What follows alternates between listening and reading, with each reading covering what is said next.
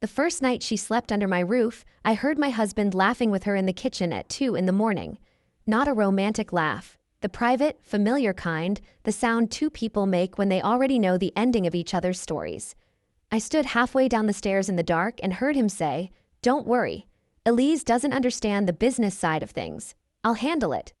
That was how I learned there was something to handle. My name is Elise Carter. I was 38, married 11 years, and the legal owner of the house my husband had just quietly promised to protect from me. Before I go further, drop a comment and tell me where you're watching this from. I always love seeing how far these stories reach. 3 weeks earlier, Mark's ex-wife Dana had called crying. Her second marriage had collapsed. Her husband had emptied their account and canceled the lease. She had a teenage son, Caleb, and according to Mark, she only needed our guest room for 10 days while her attorney sorted things out. I said no at first. Our guest room doubled as my home office. Mark told me I was being cold. "She has a child," he said. "What do you expect me to do, let them sleep in a car?" By the end of that conversation, my practical concerns had become evidence I lacked compassion. So Dana and Caleb moved in that Sunday. 10 days became 3 weeks. My office became her bedroom, my dining table became Caleb's gaming station, and Mark seemed energized by her presence in a way I hadn't seen in years, cooking meals he hadn't made since our early marriage, telling stories about people I'd never met. When I mentioned it, he kissed my forehead. "You're my wife. She's history." History had started taking phone calls in my laundry room. Stay with me, because what I found locked in his desk drawer the next morning turned this from a jealousy problem into something the law actually cares about. And quick, let me know in the comments what city and country you're tuning in from tonight. It genuinely means a lot seeing this story travel.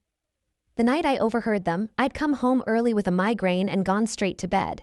Near midnight, thirsty, I heard Dana say from the kitchen, "The bank needs the signed authorization by Friday."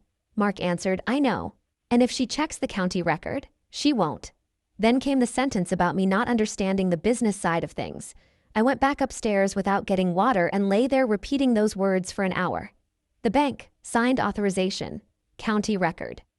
The next morning, once they'd left for an appointment, I opened the locked drawer in Mark's desk. I knew where he kept the key, because I'd bought the desk. Inside was a folder from a commercial lender I didn't recognize, a loan application for $850,000 to purchase and renovate a restaurant property. The borrowers were Mark Carter and Dana Wells. The collateral address was mine, the house my grandmother left to my mother, who transferred it to me before Mark and I ever married. He was never on the deed. Attached was a form labeled Spousal Property Consent, carrying my name and a signature that looked close enough to mine to pass at a glance. It was not mine. Behind the application were printed emails. Dana had written, "Once funding clears, I can move into the apartment over the restaurant with Caleb." Mark had replied, "Keep it calm until closing. Elise is cautious about money and will ask too many questions." My entire marriage had been reduced to a timeline they'd decide after using my home to finance their future. I photographed every page, returned the folder exactly as I'd found it, and drove straight to the county recorder's office. A notice of pending security interest had already been filed 2 days earlier. "You need an attorney today," the clerk told me. I called a property lawyer named Nina Patel from my car, and her assistant told me to come immediately. Nina listened without interrupting, then asked a question I wasn't prepared for. "Do you feel safe going home?" Mark had never hit me. But I thought about how confidently he'd forged my signature, how easily he and Dana had laughed in my kitchen while planning what to do with me after the loan closed. Danger, I realized, doesn't always arrive with a raised fist. Sometimes it arrives as paperwork completed by someone who assumes you'll stay confused until it's too late. Nina filed an affidavit disputing the authorization, froze my credit, and helped me check for other accounts opened in my name. There were 2, a business credit card carrying a $12,000 balance and a denied line of credit, both listing Mark's office email and my social security number. I called my cousin Tessa. "Pack the things you cannot replace," she said. "I'm coming over." We collected my grandmother's jewelry, my passport, and my mother's letters while Mark and Dana were out. I didn't leave my own house. Nina advised against surrendering possession, but I installed cameras at both entrances and let Tessa move into the room across from mine. For 3 days, I performed normalcy while Mark and Dana discussed paint colors for a restaurant financed against my home. Then the lender called Mark directly. I stood in the hallway as his voice rose. "What do you mean the owner disputed it? I am her husband." A pause. "No, she gave permission." He turned and saw me watching. The color left his face. I placed copies of the loan documents on the dining table. "You forged my name," I said.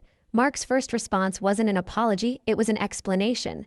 "The restaurant was a once-in-a-lifetime opportunity," he said. "I would have refused out of fear. The house was just sitting there doing nothing." Dana folded her arms when I mentioned the printed emails. "You printed the emails?" That was the closest either of them came to admitting it. I told Dana she had until noon the next day to remove her things. When Mark accused me of throwing a mother and child onto the street, I reminded him that Dana's sister, the one she supposedly wasn't speaking to, had texted me that morning. They'd never stopped talking. Dana had stayed with her for 2 full weeks before ever moving into my house. Her sister had simply believed Dana was staying with me because it was closer to the restaurant site. A moving van came the next morning. Mark stayed behind, cried for the first time, offered counseling, full account access to walk away from the project entirely. I asked whether he would have told me before the loan closed.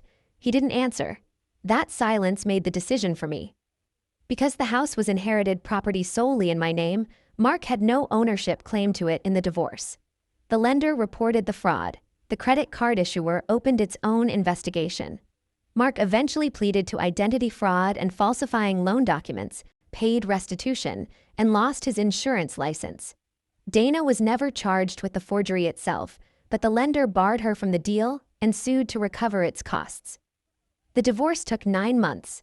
I grieved a man who was still alive, the one who made soup when I was sick, who knew I hated driving in thunderstorms.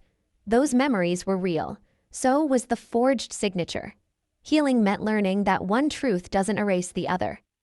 I turned the guest room back into an office, started my own consulting practice, and within a year was earning more than I ever had. Love, I learned, should never require you to be less informed about your own life. Compassion doesn't mean handing someone the keys to your boundaries. Sometimes the most important sentence a woman can say isn't loud at all. It's simply, "That belongs to me, and you do not have permission." If this story stayed with you, subscribe to Unheard Drama Stories. Here, quiet people are never mistaken for easy targets, and the truth always gets the final word.